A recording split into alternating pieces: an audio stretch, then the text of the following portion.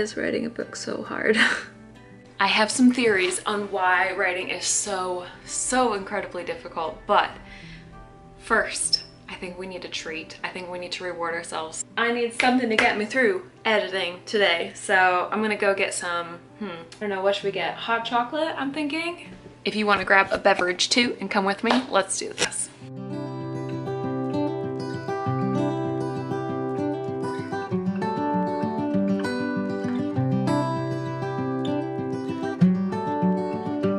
Does Penny want a treat too? You do?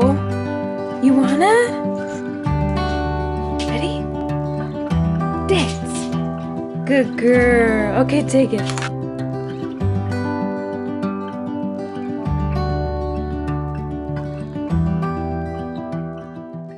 All right, let's talk. This is one of the top questions on the internet. Literally every writer wonders this at some point or another, or every day. Why is writing so freaking hard? I have 4 ideas, 4 different reasons that I think it's hard, for me at least, that you might identify with, or you might have different reasons, which I'd be very curious to hear in the comments below. But here's what I can come up with so far. That's good. The first one is perfectionism. I mean, you guys saw that coming, right? I'm pretty sure we all saw that coming a mile away, but it's still like this sneaky little thing that pops up when you least expect it. Perfectionism, in my opinion, is like the worst possible thing that you can have in your writing career, because writing will never be perfect. If you wait for something to be perfect, I'm pretty sure this is a quote somewhere, that you will never ever finish anything. It's just how it is. There's no such thing as perfect work. So if we wait for perfection, we don't do anything, or we don't make forward progress. We don't finish our books. What is happening here? What is this? I don't understand what's happening there. Anyway, perfectionism is crippling. Case in point, I have some crazy hair today. I'm focused on editing. If I waited for the perfect day to film this video, I would never film it. And same thing goes for writing, for all creative things, really. If we waited to be the best, to be perfect, we just simply would never do the thing. So yeah, we get why it's an issue, but how exactly do you fight it? Gosh, I think everybody's gonna be a little bit different. For me, at least, perfectionism, I think some of it is internal and caring what we think, but I think a lot of it is external and caring what other people think. So at least one way that I fight perfectionism, oh, I just came up with another way. Okay, which one should I tell you first? Oh my gosh, you're getting to see all the imperfections today, but I think I'll keep it in the video because normally I cut this stuff out. But if we're talking about not worrying about being perfect, I guess I'm a really good example today. But the one thing that I just thought of was deadlines, because if you have to get something done by a specific deadline, this is probably the one that helps me the most. I don't know why I didn't write it down when I was planning this video, but having to get something done means that you eventually come up with some kind of product, whether it's perfect or not. And so that is a more stressful way to break through perfectionism, but it does help. Another one, and this is one that I actually did write down, is to ask the question, what would I be most excited to read? Because then you're not worrying so much about everybody else, and you're just trying to do something that you would enjoy. And honestly, part of the problem about trying to make it perfect for everyone else is that person A might not like what person B likes, and so you are caught up in this completely impossible web of trying to please everyone, which isn't possible. So if you're just trying to please yourself, that can also be just a huge breakthrough, a huge lifting of the weight, so to speak. And I find this really helpful. I have been doing this a lot with the Enchanted Crown, which is this guy. I am editing the Enchanted Crown for my editor as of filming this video. By the time you see it, it is going to be with my editor. And then after that, it's gonna just need a proofread, and it'll be out in the world in March of 2021. So it's coming up really fast. Just thinking about that is a little bit paralyzing. Again, it starts making me think about other people reading it. And so right now, what my goal has been is just to try focusing on myself and what I want to read. And that is the only way I'm getting through edits right now, I'm telling you. The second thing that I have written down that I think paralyzes writers and makes writing so much harder than it needs to be is fear of failure. It's crippling, again, because it's like, oh my gosh, what if they hate it? What if they hate me? I don't know. It is so impossible to write when you're worrying about failure. It's just not possible. Of course, unless you are superhuman, you are going to worry about this. Unless you have a really big ego and you don't care what anybody thinks ever and failure doesn't bother you, this is gonna be an issue for you. It is for everybody, I think, because failure is scary. It's really terrifying. I read this book once. Let me see if I can find it.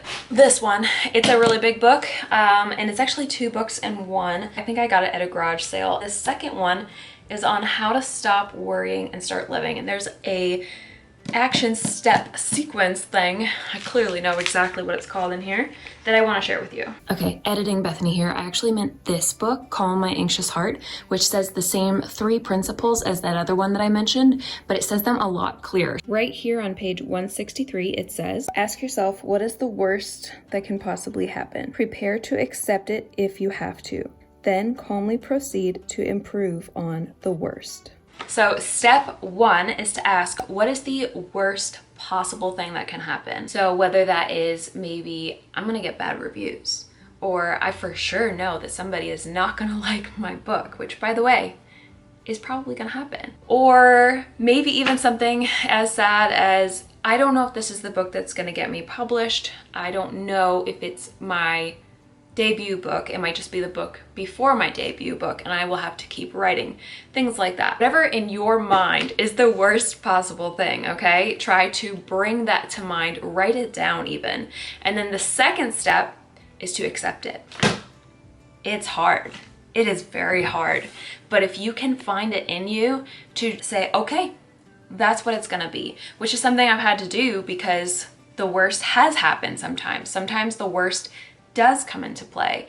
Sometimes you do get the bad review because not everybody's gonna like your book. Your book is not for everybody, and that's just how it is. So accepting that worst possible scenario helps you get rid of the fear of failing because you've accepted that failure might happen. It might, and that's okay. And then the third step, and I love that they don't just leave you in a sad place, but there is another step, which is to then try to improve upon that worst case scenario.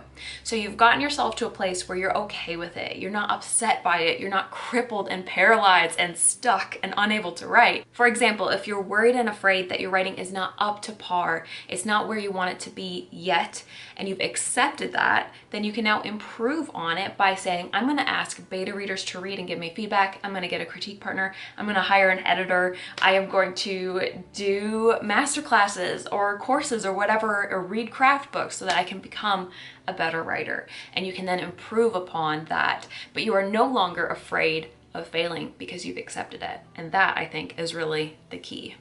And it's tough. I don't think it's something that you just learn once and you're done. I think we have to relearn it over and over again. But it's absolutely necessary if you're going to be able to create with joy and passion and to the best of your ability instead of creating out of fear and anxiety, which don't create great products. They just don't. So it's really important to face that fear and deal with it and don't let it become a part of your writing process. The third thing that I think makes writing really, really difficult is the fear of the unknown. So what I mean by that is when you literally don't know where you're going. You don't know either where the story is going or where you want to take it, what you want the characters to do or the plot to be. You just don't know. And I think that this is more of an issue for people who like to plot. Don't go anywhere if you are not a plotter. That's okay, because I'm not really either. I wouldn't say I'm necessarily a full pantser, as they say, but I am what they call a discovery writer, which means I like to kind of figure the story out as I go, get to know the characters as I go, and the plot sort of changes as I work my way through it. Here's the problem with that, is that sometimes it can be too unknown and you can get stuck, or writing can just get super hard because you're trying to just pull things out of thin air, when it really helps to instead pull out of a box of ideas, so to speak, where you are either you're pulling out of your plot ideas or of who you think your character is, or even from a book or from maybe other inspiration sources like books or movies that you watch. But whatever the case is, it's really tough to just pull ideas out of thin air. And I think that is why writing can be excruciatingly hard sometimes. Okay, that's gone.